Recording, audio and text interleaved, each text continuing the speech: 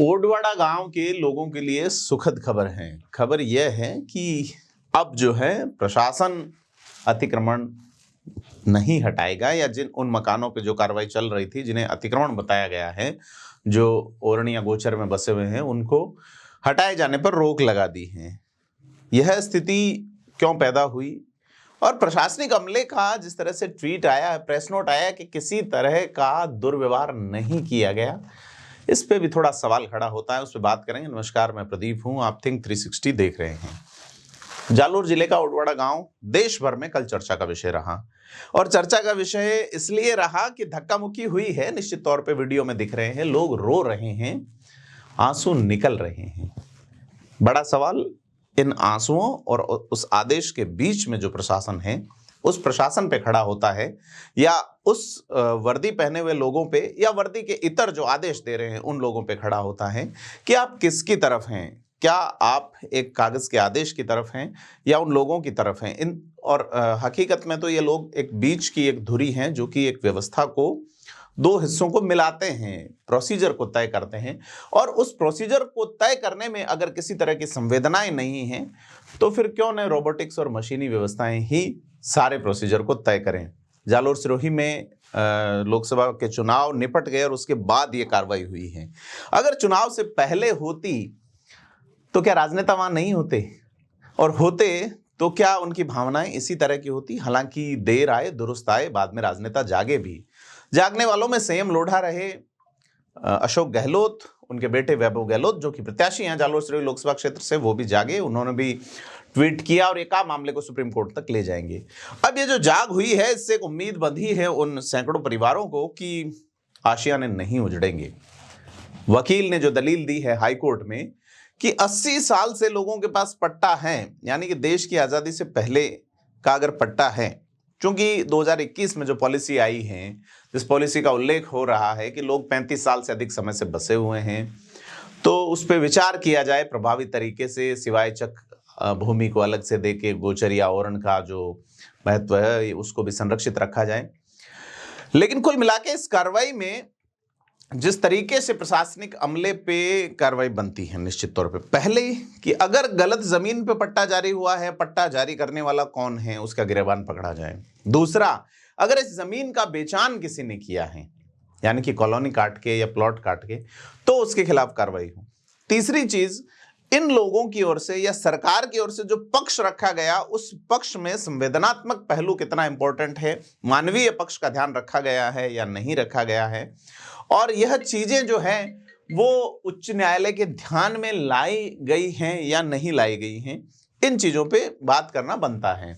और इन चीजों के आधार पे ही कार्रवाई बनती है कि किस तरीके से जालोर का जो गांव ओडवाड़ा है, जो कि अब पूरे देश में चर्चा का विषय है, राजस्थान में पुलिस और प्रशासन की कार्रवाई को लेके कि किस तरीके से कार्रवाई हुई है। आप देखें इसमें कि सरकार का जो आदेश है 2021 वाला, जिसका मैं बार बार उल्लेख कर रहा हूं, उस पर नजर डालें। यहां तक कि पिछले 10 साल में विधानसभा में जिस तरीके से मामले लगातार उठे हैं कि गोचर पे लोग सालों से बसे हुए हैं, उनके नियमितीकरण के और गोचर बचाने के, दो चीजें हैं।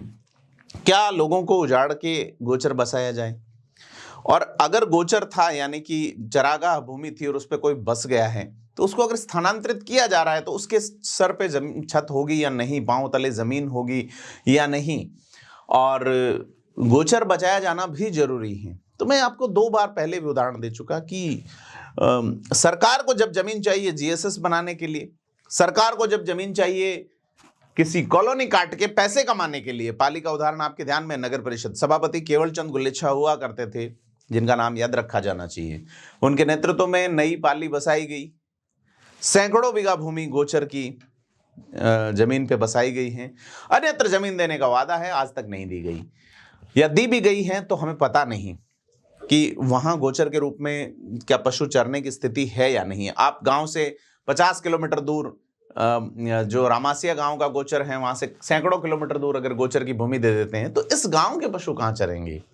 बड़ा है, क्या आप ट्रांसपोर्टेशन की व्यवस्था करें, तमाम चीजें हैं। तो फ्लोरा एंड फौना एक इलाके का बचाने के लिए, मसलन कि मैं पाली के मंडिया गांव की बात करूं तो वहां पे तो पूरा जो पुनायता वाला जो इंडस्ट्रियल एरिया है मंडिया के पास में, वो तो पूरा गोचर ही पे बस गया। सरकार ने पॉलिसी, और यही बात ओडवाड़ा पे लागू होती है कि जब हाईकोर्ट में यह पैरवी किसी वकील ने की है आज, और यह कहा है श्याम पालीवाल जिनका नाम है, उन्होंने कहा कि लोग दर्जनों सालों से यानी दशकों से बसे हुए हैं लोग, और उनके यहां बसे होने को लेकर इस जमीन पे उनके मकानों पे सरकारी जो योजनाएं हैं वो भी मिली हैं, मुख्यमंत्री या प्रधानमंत्री या केंद्र या राज्य सरकार की ओर से जो योजनाएं इस जमीन के नाम पे मिली हैं, ऐसे में इन्हें अतिक्रमण कैसे कहा जा सकता है? तो हाईकोर्ट ने उस पर तुरंत रोक लगा दी। सवाल यह है कि यह पैरवी पहले क्यों नहीं हुई? और कल जब अतिक्रमण हटाया जा रहा था तो लोगों का विरोध यह था कि जिन दो भाइयों की वजह से पंगा शुरू हुआ, हाईकोर्ट के संज्ञान में मामला आया, उनका मकान तो तोड़िए पहले।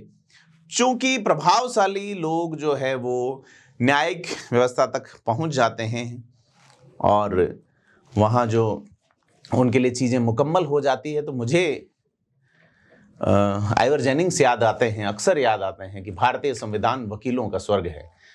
कि आप अगर प्रशासन होने के नाते, जन कल्याणकारी राज्य के प्रशासन होने के नाते अगर लोगों की पैरवी नहीं कर सकते, तो आपकी भूमिका पे, आपके प्रश्न चिन्ह पे एक बड़ा सवाल होता है जिसका जवाब एक ट्वीट या एक प्रेस नोट नहीं हो सकता। यह बात जालोर जिला प्रशासन को ध्यान रखनी चाहिए निश्चित तौर पे। और ओडवाड़ा गांव में जिस तरीके से रात को लोगों की रात कैसी गुजरी होगी, सुबह यह आदेश सुकून लेके आया है। कांग्रेस ने भी एक कमेटी गठित की है जिसमें सुखराम बिश्नोई को मुखिया बनाया गया है। सुखराम बिश्नोई खुद वकील रहे हैं, लंबे समय से राजनीति में हैं, लेकिन संयम लोढ़ा ने जिस विधिक तरीके से चीज को उठाया है, संयम लोढ़ा उस कमेटी में नहीं है, यह भी देखने वाली बात है। खैर, कांग्रेस के अंदरूनी मामले हैं और कांग्रेस की कमेटी जो है वो कांग्रेस ही को रिपोर्ट करेगी, अलग बातें हैं, लेकिन राजनीति का पुट भी आ ही जाना चाहिए चीजों में।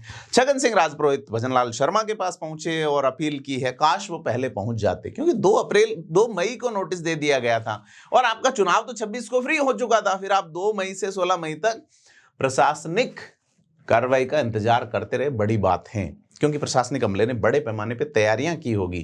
250 पुलिस वालों का जाब्ता लगा है, जेसीबी मंगाई गई है। अगर तोड़ी जानी थी चीजें, इस तरह से लोगों को बाहर निकाला जाना चाहिए था, तो नेताओं को पहले जागना चाहिए था। खैर, अब चुनाव भी निपट चुका है। पंचायत राज चुनाव में ओडवाड़ा बेचारा क्या कर लेगा, अलग चीजें हैं, लेकिन माहौल अलग तरीके से बना। जालोर एक बार फिर से चर्चा में है और आभार व्यक्त करना चाहिए हाईकोर्ट का कि उन्होंने इस बिंदु को बड़े संवेदनात्मक तरीके से देखा और इस प्रोसीजर के खिलाफ, जो प्रोसीजर में जो कार्रवाई है उसके खिलाफ इन्होंने स्टे दिया है। और एक बार मामला आगे कैसे जाता है कि इन लोगों का ये जो लीगल प्रोसीजर है ये कहाँ जाके किस तरीके से मुकम्मल होगा, इस पे हम नज़र बनाए रखेंगे। आपसे अपील है कि थिंक 360 को सब्सक्राइब करें और वीडियो को लाइक, शेयर, कमेंट जरूर करें। धन्यवाद।